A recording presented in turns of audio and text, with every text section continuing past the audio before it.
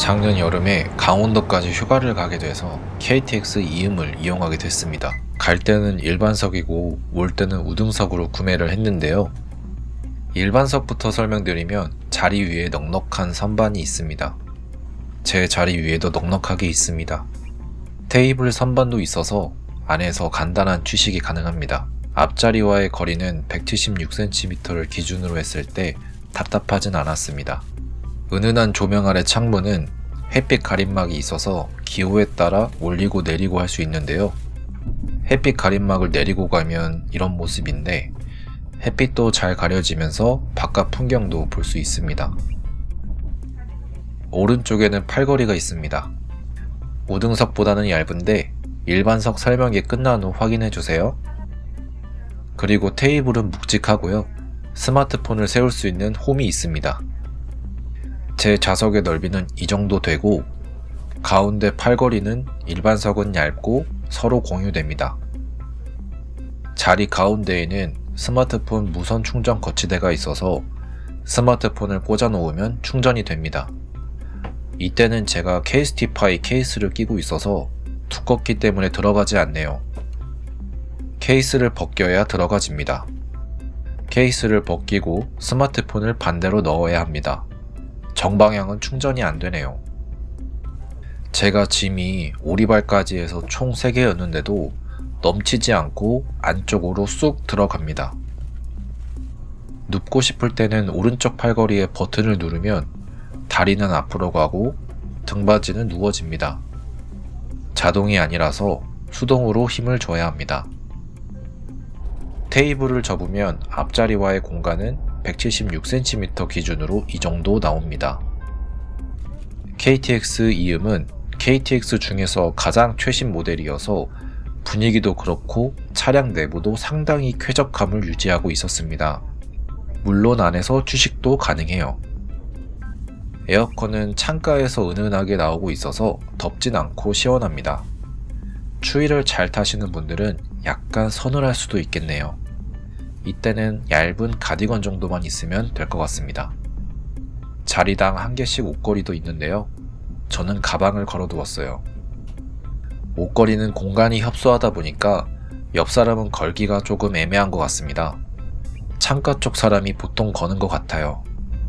일반석과 우등석은 작년 2024년 여름 기준 KTX 이음 기준으로 6,300원 정도 차이가 났는데 6,300원이 아깝지 않을 정도로 더 공간도 넓고 쾌적하게 올 수 있었습니다. 저한테는 또 화장실이 중요한데 앞에서 기다릴 필요 없이 화장실 칸별로 사용 중인지 아닌지를 자리에서 확인할 수 있습니다. 화장실 자리가 비어서 나왔는데 화장실을 못 찾겠더라고요. 알고 보니 모든 중간 칸에 화장실이 있는 게 아니었습니다. 화장실은 1.5칸, 5.5칸에만 있었고 장애인 화장실은 2.5칸에만 있었어요. 급동이라도 생기면 어떡하나 저는 조금 적다는 생각이 듭니다. 남자 화장실 내부의 모습이고요. 좁은 공간이지만 상당히 쾌적하고 나름 깔끔하게 운영 중입니다. 있을 건 거의 다 있습니다. 친구들이랑 자동차로만 여행 가셨던 분들은 올해 여름은 KTX 이음 타고 동해 쪽으로 기차 여행 한번 어떠실까요? 항상 운전했던 운전자 친구도 편하고 서울역에서 동해역까지 31,300원에 올 수 있었습니다. 그리고 경치 꿀팁이 있는데요. 동해역 방향으로 가실 때는 왼쪽 자리 구매하시면 정동진역부터 바다뷰를 볼 수 있습니다. 뷰가 정말 이쁩니다. 지금부터는 동해역에서 서울역 가는 우등석 말씀드릴게요. 우등석은 1호차고요. 1호차 내부에 짐칸이 있습니다. 그리고 자리와 자리 사이가 더 넓어서 일반석보다는 넓게 갈 수 있어요. 가장 큰 차이점은 앞자리에 모니터가 달려 있어서 유튜브를 보면서 올 수 있습니다. LCK 재방송 보면서 오면 2시간 금방이죠. 무선 충전 거치대 그대로 있고요. 묵직한 테이블도 그대로 있습니다. 좌석이 줄은 만큼 앞자리와의 간격도 더욱 여유가 생겨 넓다는 생각이 딱 듭니다. 상당히 넓어졌다는 것을 알 수 있습니다. 그리고 확연히 달라진 점은 수동이 아닌 자동으로 좌석 등받이를 컨트롤할 수가 있고 팔걸이도 더욱 두꺼워졌습니다. 그리고 우등석은 가운데 팔걸이 부분에 콘센트와 USB 포트 4개도 있어서 충전 및 비즈니스 하시는 분들은 노트북도 이용 가능할 것 같습니다. 우등석 내부의 모습입니다.